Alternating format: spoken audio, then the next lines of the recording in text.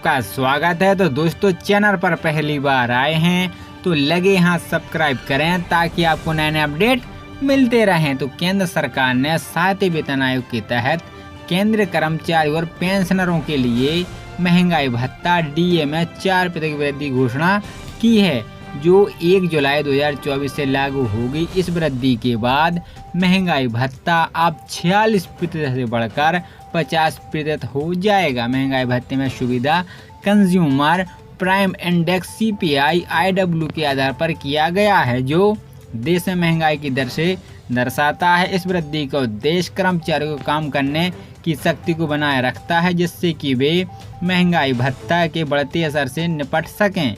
हर साल जुलाई के महीने में सरकार कर्मचारी को दोहरा फायदा देती है। इस महीने महंगाई भत्ते में इजाफा तो होता ही है और इसके साथ ही कर्मचारियों की सैलरी में बढ़ोतरी होती है। इसका फायदा निचले स्तर के कर्मचारियों से लेकर उच्च पद के अधिकारियों तक मिलता है। अभी सरकार के डीए में 4% की बढ़ोतरी की है। मतलब अगर पहले आपका महंगाई भत्ता 46% था तो अब यह 50% हो जाएगा। उदाहरण के लिए, अगर आपका मूल वेतन 20,000 रुपये है तो आपको 9,200 रुपये 46% डीए मिलता है। अब यह बढ़कर 10,000 रुपये 50% डीए हो जाएगा। इससे आपके मासिक वेतन में 800 रुपये का इजाफा होगा। इसका मतलब है कि कर्मचारियों का डीए 800 रुपये बढ़ेगा, यानी जुलाई की सैलरी में कर्मचारी को 800 रुपये ज़्यादा मिलेगा।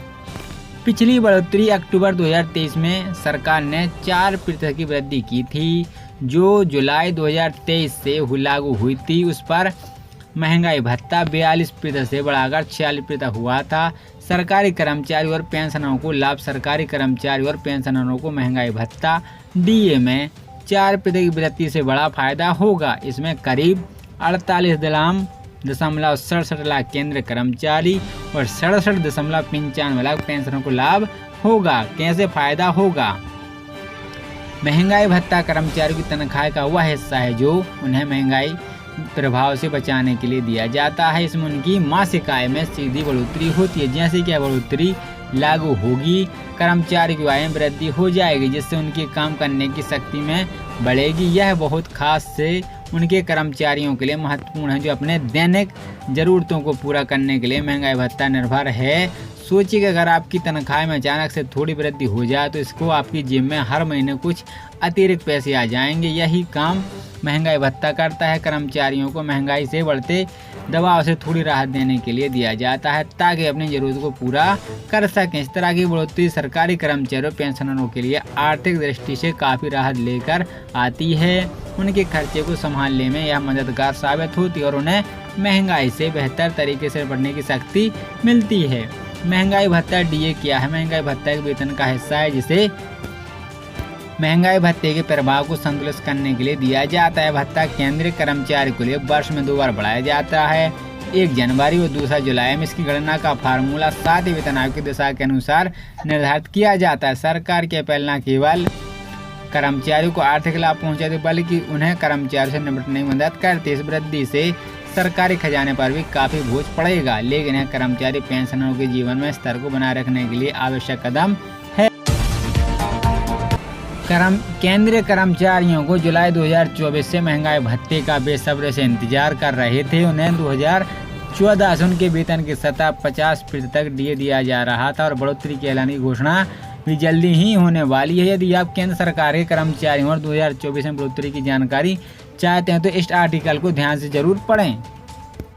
केंद्र सरकार ने स्पष्ट किया है कि जो कर्मचारी विभाग व मंत्रालय में काम कर रहे हैं उन्हें मूल वेतन के साथ नियमित भत्ते की सुविधा होती है, जिसमें यात्रा भत्ता, घर किराया और अन्य खर्च शामिल होते हैं।